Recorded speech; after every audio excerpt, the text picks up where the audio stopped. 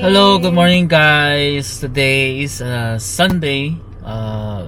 Ngayong araw nito, it's a very chill morning. Though the weather right now is a bit of raining. May mga konting showers and cloudy. Yan, ganun talaga ang changes with the weather. Di natin yan mababago. But for today, relax lang. We'll just go for a drive. Do our ukay-ukay. So this is one of our mga ways of making ourselves parang productive and busy. And then later on we will check on sa mga shops.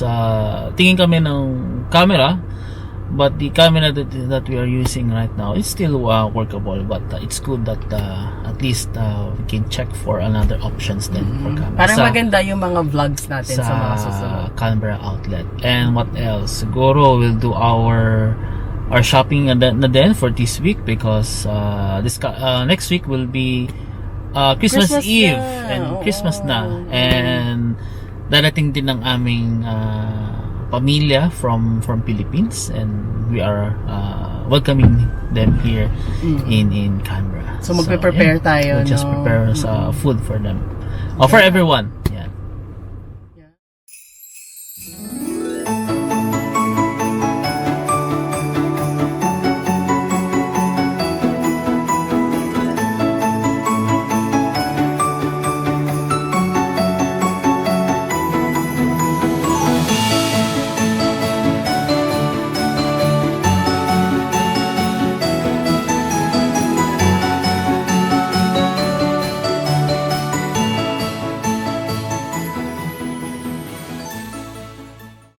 So, we went to Canberra Outlet Centre to check out new cameras for the vlog. Dito kami madalas pumunta sa JB Hi-Fi for our gadget needs, kasi madalas talaga silang may sale. Browsing lang muna tayo guys ha, kasi hindi pa natin afford bumili ngayon, pag-iipunan muna natin. I'll let Arvin do the checking since mas techy siya sa akin. So, soon makakabili din tayo ng mga bagong gamit para sa quality ng ating vlogs para sa inyo.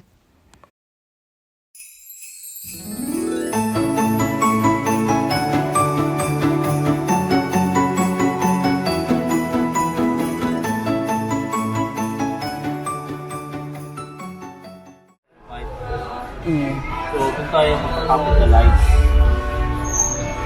pwede to, pwede rin din to, kasi 1 terabyte for 1,799.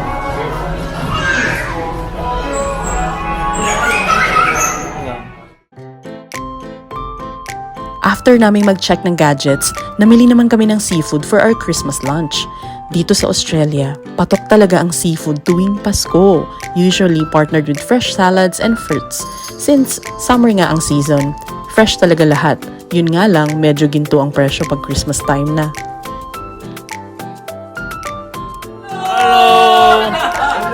Hello! Galing tayo sa Kamuning. Galing pa kaming Chaong. Kami sa Riyaya. Kamuning. Kayo sa Riyaya. And this is it guys, dumating na ang mga bisita natin galing Pilipinas. So, nag-order na lang kami ng roast and fried chicken from El Jana. At mukhang nag-enjoy naman silang lahat. Ubus agad eh.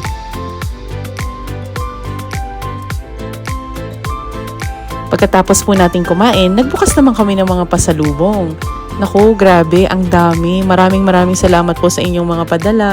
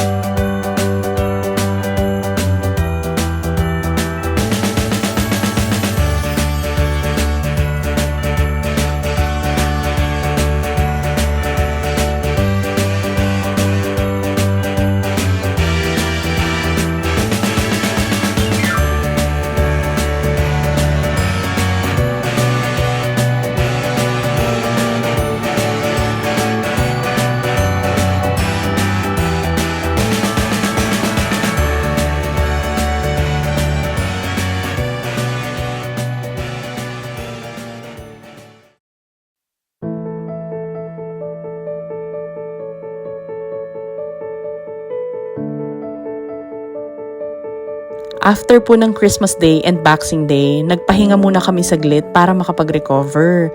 At ngayong araw, dinala naman namin ang mga bisita namin sa Rodney's Garden Cafe. Isa ito sa mga favorite naming puntahan dito sa Canberra. Kasi bukod sa restaurant, maaaliw din talaga ang mata mo sa dami ng pwedeng makita at pasyalan sa loob. Lalo na kung mahilig kayo sa mga plants and home decorations. Patok na patok talaga tong lugar na to para sa inyo.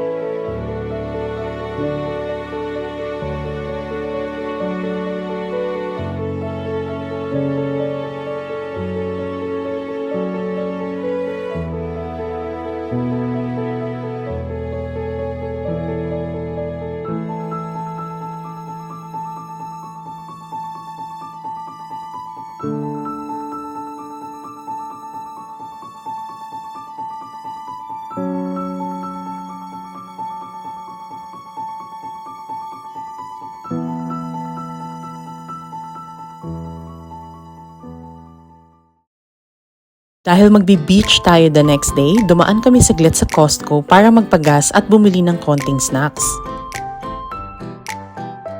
Then, nag-ukay naman tayo.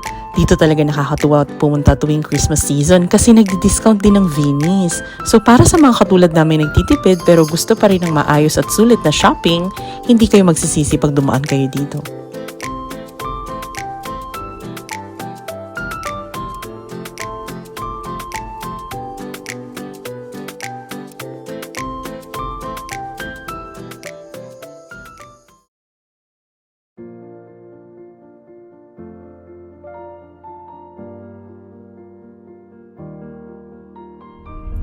Good morning, guys! Welcome back to Arvin and Aiza official channel. Merry Christmas and Happy New Year Happy po New Year, sa inyong Merry lahat. Isa dyan, nagda-drive pa. So, kami po ay medyo busy for the past few days because andito po yung family ni Arvin, yung mother-in-law ko, brother-in-law, and the rest of the aunties and the uncles straight from the Philippines. They decided to celebrate their Christmas here down under, and today papunta po kami sa beach.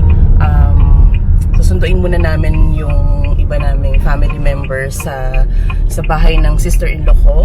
2 sasakyan po ang kailangan dahil medyo malaki po ang grupo natin ngayon, and magsuspend po kami ng overnight doon saan nga tayo papunta? Sa Narooma. Sa Narooma, Moruya. Yes.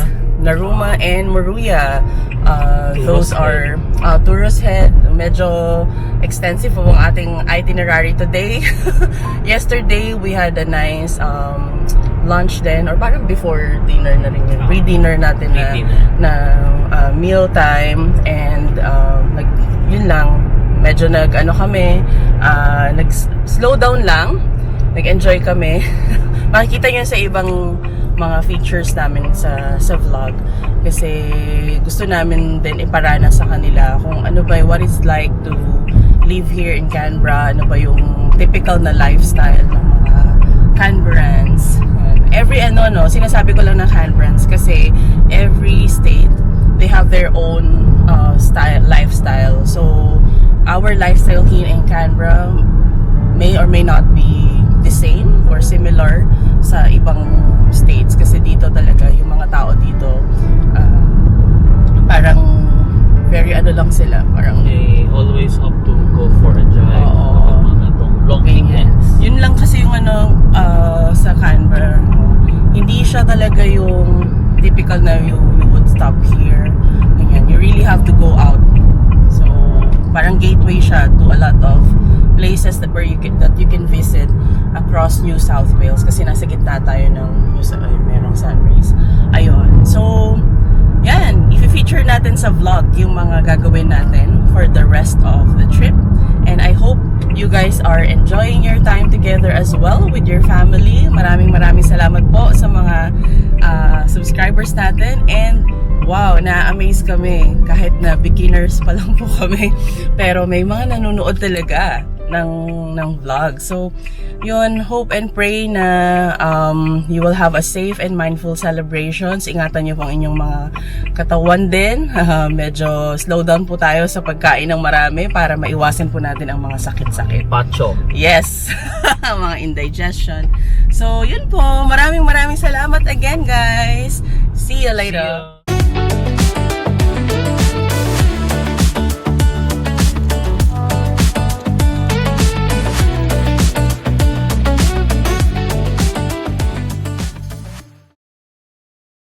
Along the travel, we decided to have a quick breakfast here at the Gathering Cafe.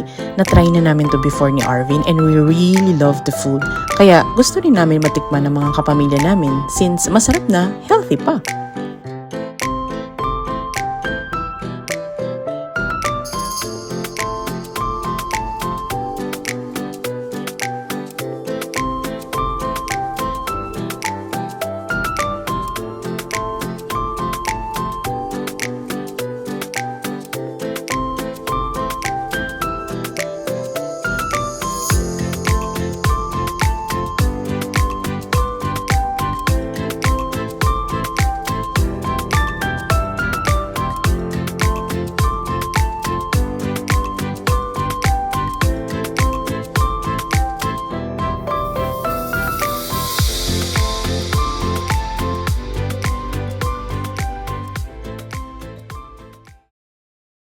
More than halfway through our destination, nag-stop over muna kami sa Bodala Cheese Factory. Isa ito sa mga sikat na pasyalan dito sa South Coast ng New South Wales. Since medyo pusog pa kaming lahat, nag-picture-picture na lang muna kami. Just enjoying the view and the quick stop.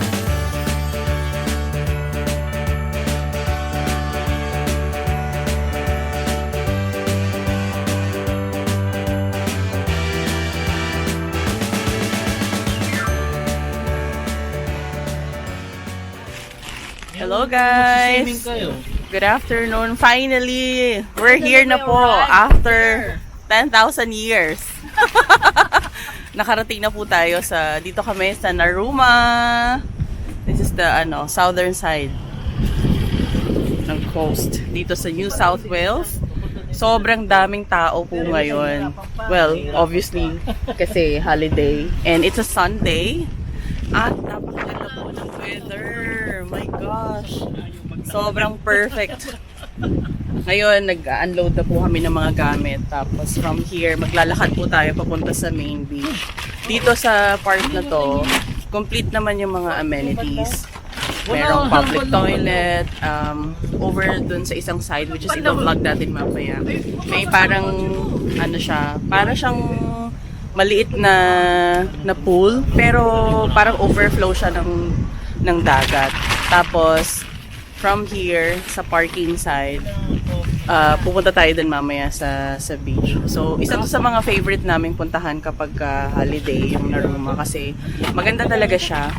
And una-una libre. Mostly naman ang mga beach dito sa Australia, it's a government property, so wala po tayong bayad ng mga entrance fee katulad doon sa Philippines. So ayun, sige, later po papakita namin sa inyo yung mga magagandang areas ba. Bye!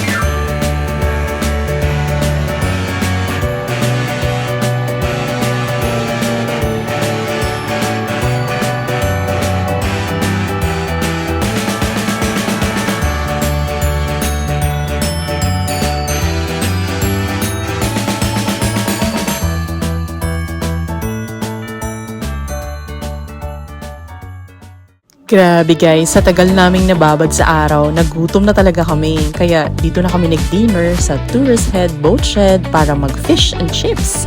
Yes, hindi kumpleto ang Australian summer mo kung walang fish and chips. Ang ganda ng place na to kasi may view pa. Yun nga lang, medyo may konting hassle para sa mga senior citizens naming mga bisita. Pero kahit ganun, game na game pa rin sila.